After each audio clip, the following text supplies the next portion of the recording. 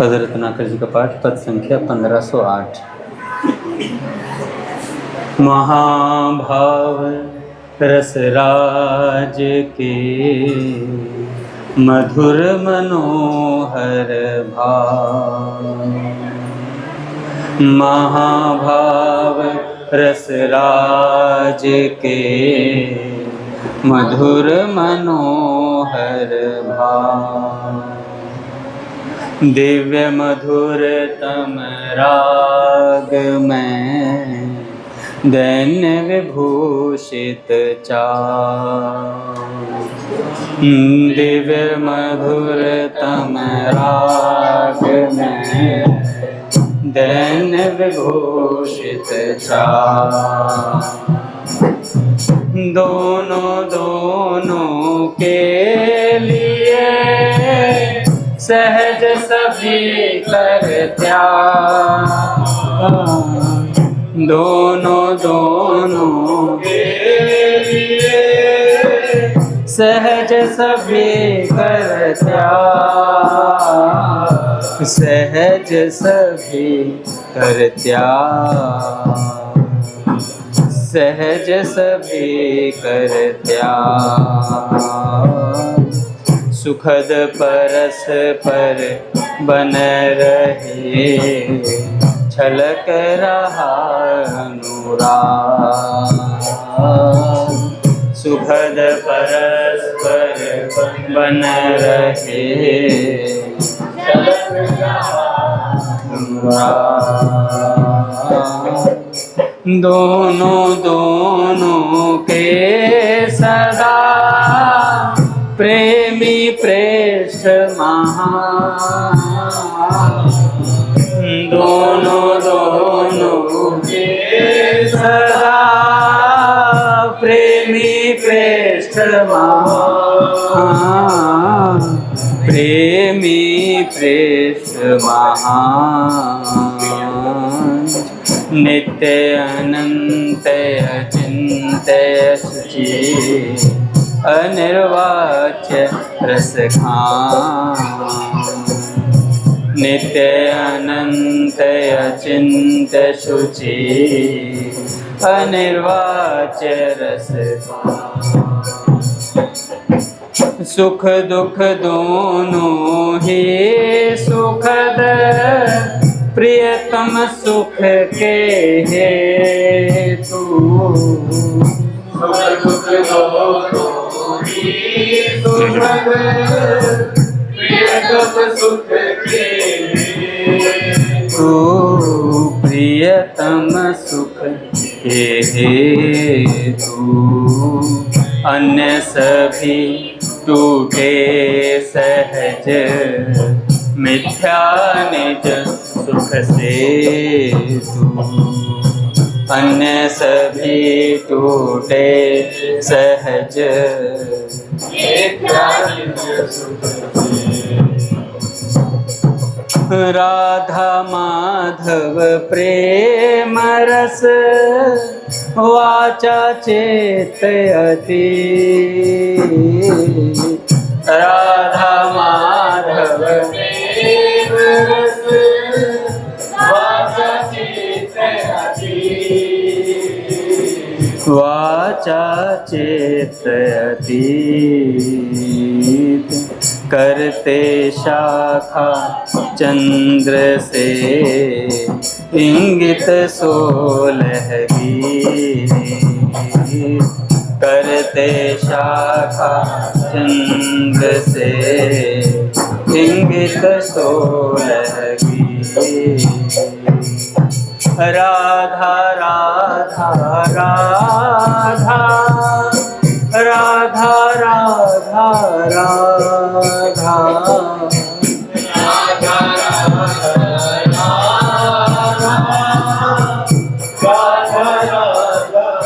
राधा राधा राधा राधा।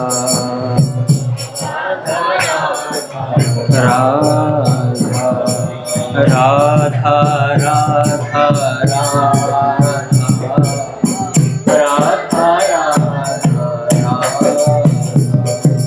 राधा राधा।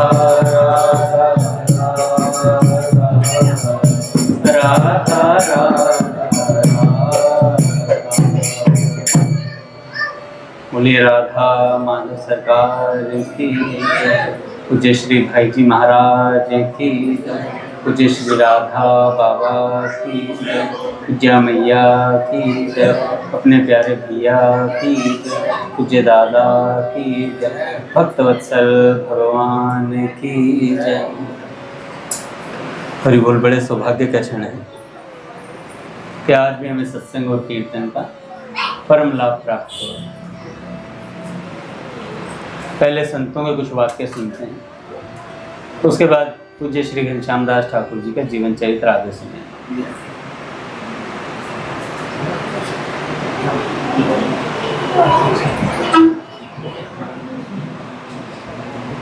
संत भगवान कहते हैं, बालकों आगे आगे आ जाओ, तुम दोनों बात कर रहे हो, आगे आ जाओ,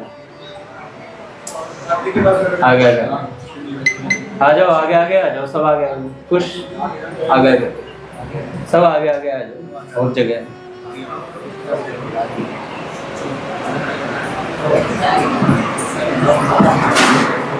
देखो, जितना निकट से सुनेंगे उतना लाभ होता है।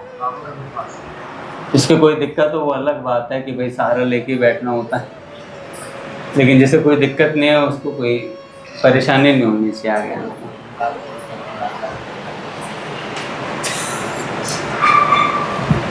पूज्य महाराज जी कहते हैं, गुरु के प्रति सच्चा कर्तव्य।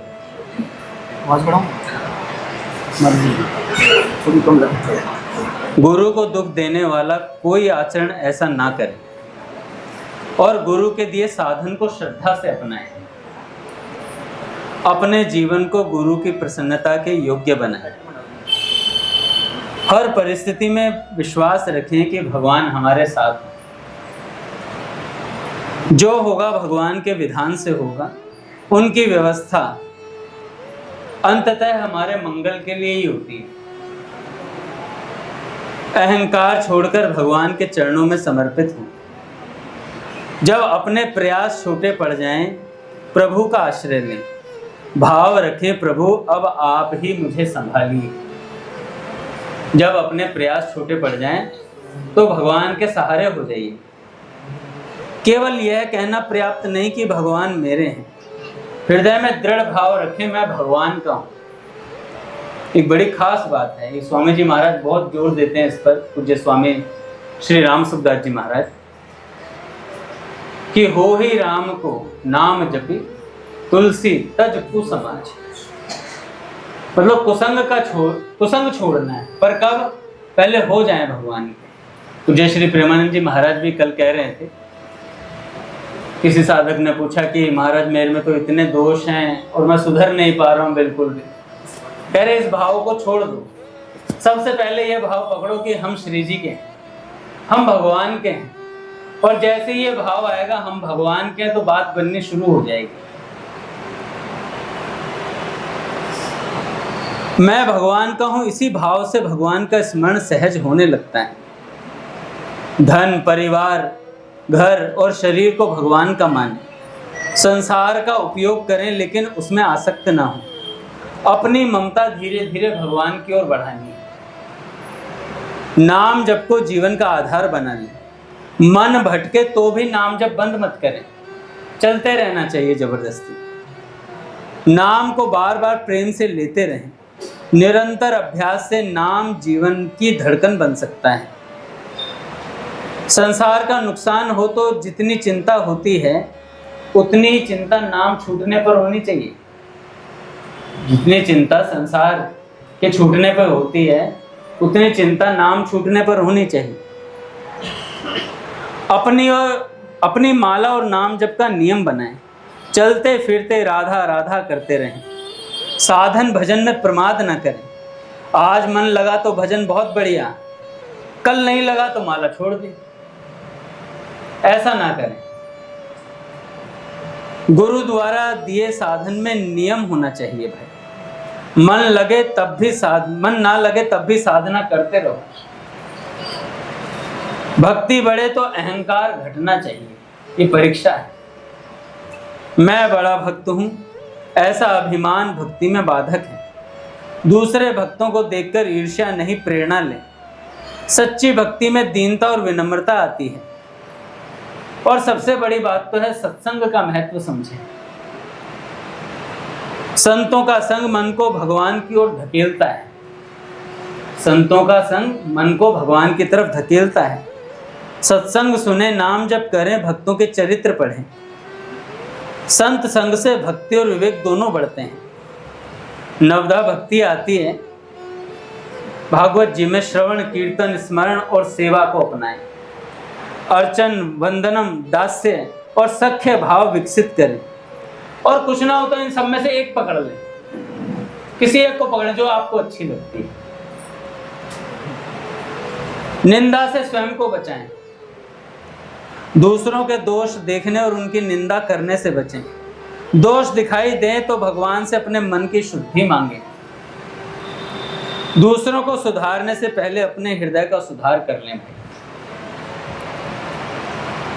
अपना दुख, इच्छा और परेशानी सीधे भगवान को बताइए, और बता दी तो फिर निश्चिंत हो जाइए। महाराज जी कह रहे एक बार बता दी भगवान को तो फिर निश्चिंत हो जाओ, फिर कहने की जरूरत नहीं है। चींटी के पग घुंघरू बाजे तो भी साहेब सुनता, और हम तो रो रो के सुनाते अपनी परेशानी। तो क्या भगवान नहीं सुन रहे होंगे? पर उसके बाद क्या होता है, हम विश्वास नहीं करते। जैसे बंदर होता है ना, बंदरों ने एक बाग में वो आम खाने जाते थे, वहाँ का माली बड़ा सख्त था। उसने 2-4 बार लठफेर दिया उन पे, बंदरों पे, और खूब पिटाई करी बंदरों की। तो बंदरों ने निश्चय किया अब अपना बाग लगाएंगे भाई। अब अपना बाग लगेगा, हटाओ। नदी के किनारे गए, आम की गुठलियां लाए, गड्ढे खोदे और उसमें वो गुठलियां डाल दी। भगवान कह रहे मुझे भी सुनाओ। पट खुलेंगे। श्री राम जय राम, जय जय राम। श्री राम जय राम, जय जय राम। श्री राम जय राम, जय जय राम। श्री राम जय राम, जय जय राम। श्री राम जय राम, जय जय राम। श्री राम जय राम, जय जय राम। श्री राम जय राम, जय जय राम। श्री राम जय राम, जय जय राम। जय जय श्यामा, जय जय श्याम, जय जय श्यामा, जय जय श्याम। जय जय श्री वृंदावन धाम, जय जय श्री वृंदावन। जय जय श्यामा, जय जय श्याम, जय जय श्री वृंदावन।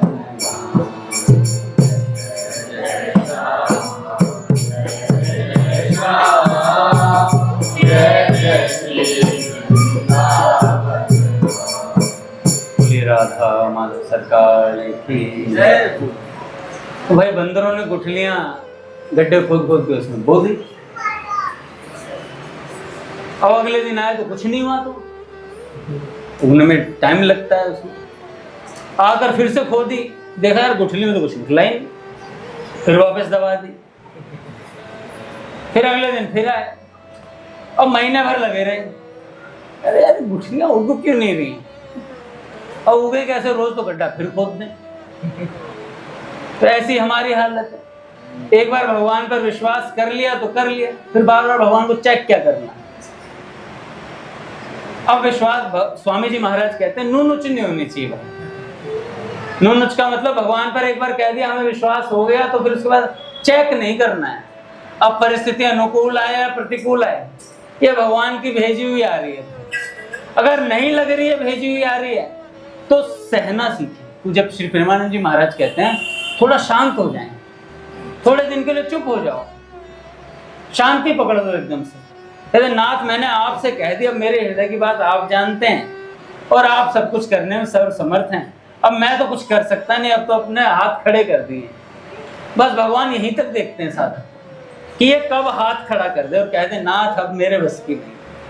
असल में हम हार नहीं मानते। हार जिस दिन मान लेंगे ना कि हाँ हमारे बस की कुछ नहीं है, उस दिन भगवान उठा लेंगे तत्काल। हम हार नहीं मानते, कभी किसी का भरोसा, कभी किसी का भरोसा, कभी उधर कभी उधर, हाथ पैर मारते रहते हैं। अच्छा, विश्वास किसी पे नहीं है विश्वास किसी पे नहीं है, हाथ पैर मारते रहते हैं। और पता है भगवान ही सब कुछ ठीक कर सकते हैं। तो अपनी परेशानी सीधे भगवान को बताएं। अपनी बात कहने के बाद उनके निर्णय पर विश्वास रखिए। अपने इष्ट के बल पर निर्भय होकर आगे बढ़िए। हर आकर्षक वस्तु स्थायी सुख नहीं देती है। बताता हूँ ना, मैं एक बार कंबल जा रहा था बहता हुआ, गुरुजी ने कहा कैच द ब्लैंकेट, और फिर वो कूद गया। नहीं, चेला नहीं कूदा, चेले ने कहा गुरुजी बहते पानी में मुझे कहाँ तैरना आता है, हम तो ठहरे हुए में तैर सकते हैं। कह रहे चेला नहीं मिला है, गुरु ही मिला है। मैं तो सोच रहा हूँ बाप ही कह दूं। अरे आजकल के चेले ऐसे हो। तो गुरुजी ने कहा भाई मैं कूदता हूँ। गुरुजी कूद गए, तो सीधा कूदे तो उसको भाई चेला भग रहा है, साथ साथ बहता पानी था, कंबल भी बह रहा है, गुरुजी भी बह रहे कंबल के साथ। चेला कह रहा है गुरुजी बाहर ले आओ, गुरुजी बाहर ले आओ। गुरुजी कह रहे आंख देख करके, दिखा करके उसे, अबे मैं तो बाहर आना चाह रहा हूँ पर ये नहीं छोड़ रहा है। कह रहे गुरुजी कंबल नहीं छोड़। अबे कंबल नहीं है, भालू है भालू है, भालू ने पकड़ लिया। तो वही हर चमकती चीज ये नहीं है आपको सुख ही देगी, तो दुख भी दे सकती है। तो माया पहले के हमें चमक धमक दिखाई देती है सब जगह, इसलिए हम माया की तरफ लपकते हैं, फटाफट भागते हैं। महाराज जी कहते हैं इंद्रियों के गुलाम ना बने। हर आकर्षक वस्तु स्थायी सुख नहीं देती। स्वयं से पूछें यह आवश्यकता है या केवल मन की इच्छा है। विषयों के पीछे अपनी स्वतंत्रता मत खोइए। अच्छा, प्रारंभ में साधक को स्वतंत्रता मिलती है तो उसे ऐसा लगता है कि हाँ मैं तो खुला छूट गया एकदम, लेकिन वो स्वतंत्रता उसके लिए हानिकारक है। इसलिए कहा जाता है गुरु के आश्रय में रहकर गुरु की भली बुरी सुनते रहना चाहिए।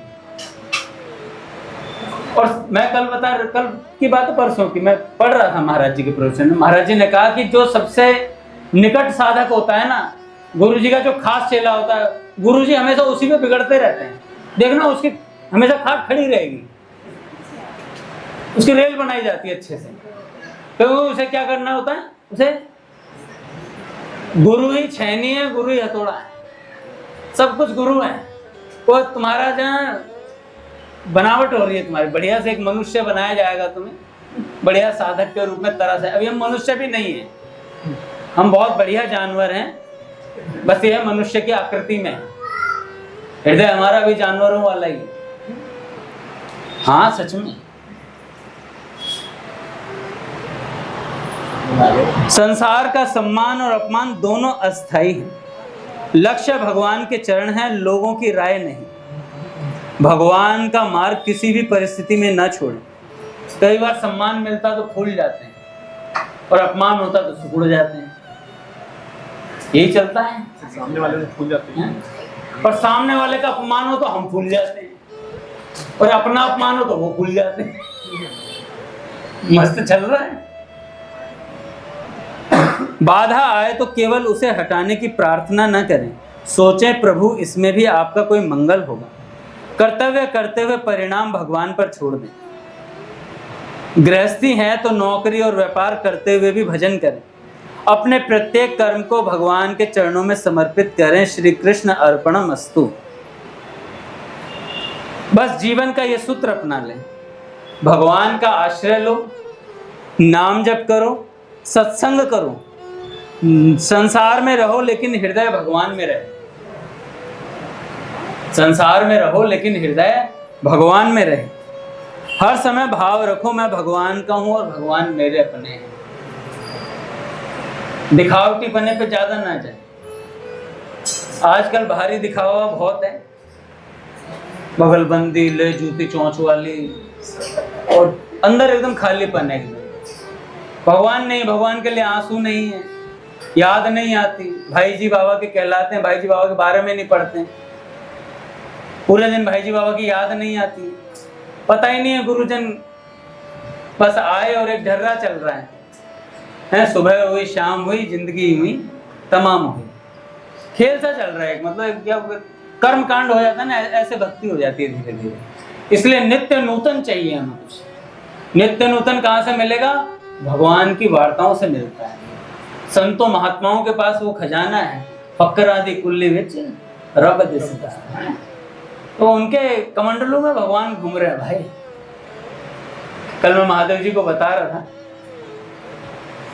गिरधर एक महात्मा, एक साधु होशियारपुर से मुजफ्फरपुर के लिए निकले, रास्ते में पड़ा वाराणसी। किस लिए जा रहे थे मुजफ्फरपुर? गर्मी का मौसम था, लीची खाने जा रहे थे।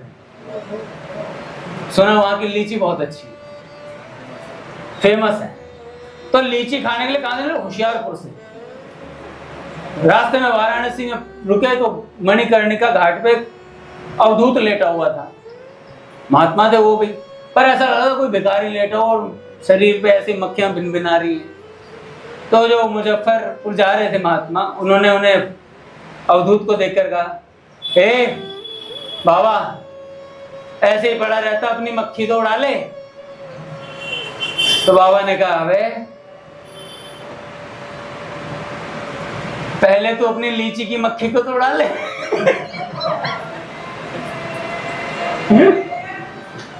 लीची की मक्खी को तो उड़ा ले, वो कह रहे हैं लीची, इन्हें कैसे पता चला? तो पूज्य अखंडानंद जी महाराज बताते हैं इस घटना को, कहते हैं कि देखो अभी हमारे मन के अंदर बहुत काम है, हे राजा पे राजा, मतलब राजा ढाबा।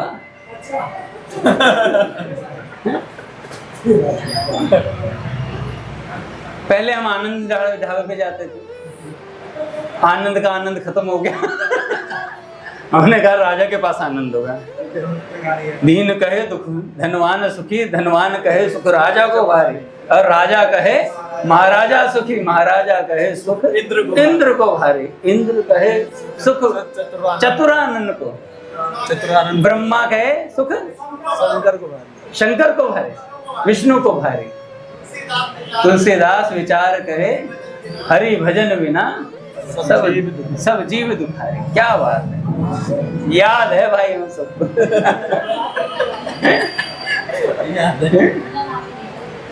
नागरिकदास जी महाराज कहते हैं, भजन बिन सभी लोग निकट्टू, आपस में लड़वे भिड़वे को जैसे जंगी टट्टू, हैं सभी लोग निकट्टू।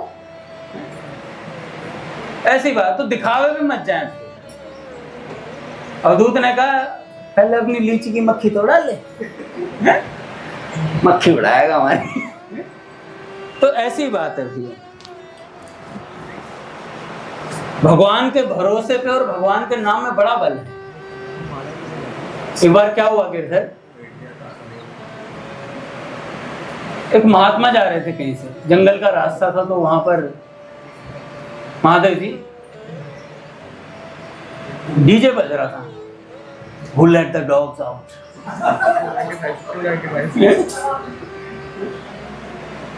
और बढ़िया बढ़िया गाने बज रहे थे, सिद्धू मूसेवाला जी भी थे, सब थे वहां।